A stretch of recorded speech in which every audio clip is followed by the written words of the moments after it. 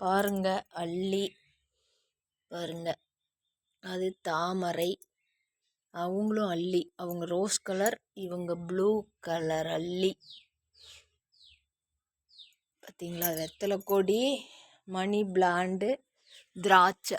திராட்சை பழுத்துருச்சு பாருங்க, தெரியுதுங்களா? கருப்பு கலரா பச்சையா இப்படி இருக்குது. ஒவ்வொரு திராட்சையா அப்படியே கருப்பாகுது பாருங்க, தெரியுதுங்களா? திராட்சை எப்படி கொத்து கொத்தா அப்படியா? திராட்சையே பறித்து நம்பளுதுன்னு மருந்தடிக்காம சொந்தமாக எட்ட வேற மாட்டேங்குது பாருங்க.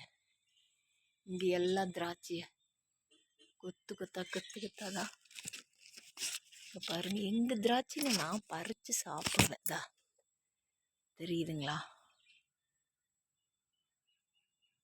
திராட்சை தான்.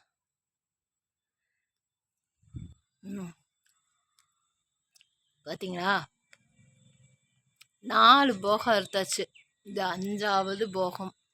திராட்சை கொடி பாருங்க. எங்கள் வீட்டுக்காரர் இதில் கூலிங் சீட்டு போடுறேன்னாரு, நான் விடவே இல்லை. அதெல்லாம் முடியாது, திராட்சையை தான் நான் மேலே ஏற்றிடணும், திராட்சை தான் போடுவேன்னு சொல்லி விடவே இல்லை. இப்போ திராட்சை போட்டு வீட்டுக்கு முன்னாடி நேர் காம்பவுண்டுலேருந்து பார்த்தா அப்படி கண்ணுக்கு குளிர்ச்சியாகவும் பாருங்க. எவ்வளோ திராட்சைன்னு காட்டு பாருங்க. கொடி ஃபுல்லாக படர்ந்துருச்சு, எல்லாம் திராட்சையே தான். யாருக்கு வேணுமோ வாங்க பறித்து சாப்பிடலாம். இப்போதான் ஒவ்வொரு திராட்சையா அப்படியே பழுத்துட்டு வராங்க பாருங்க. நான் பாருங்க, கை கெட்டுற தூரம் திராட்சை. இவங்கள பறித்து சாப்பிடுவேன். பார்த்தீங்களா? இது சொந்த திராட்சைங்க. ஒரு சிலர் இது பிளாஸ்டிக்குங்கிறாங்க, கிடையாது. பிளாஸ்டிக் எப்படி இப்படி இருக்கும்?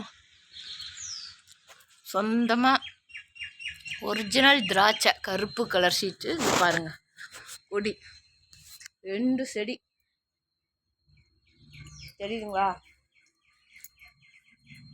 2 செடி வச்ச கொடி படர்ந்து அப்படியே மேலே வந்துட்டாங்க. கொத்து கொத்தா காய் கிட்டத்தட்ட 5-6 கிலோ மேலேயே வருங்க ஒவ்வொரு தடவையும். இங்கே பக்கத்துல எல்லாம் கொடுப்போம், உரம்புறம் வந்தால் கொடுப்போம், நாங்கள் அறுத்தெல்லாம் சாப்பிடுவோம். எல்லாத்த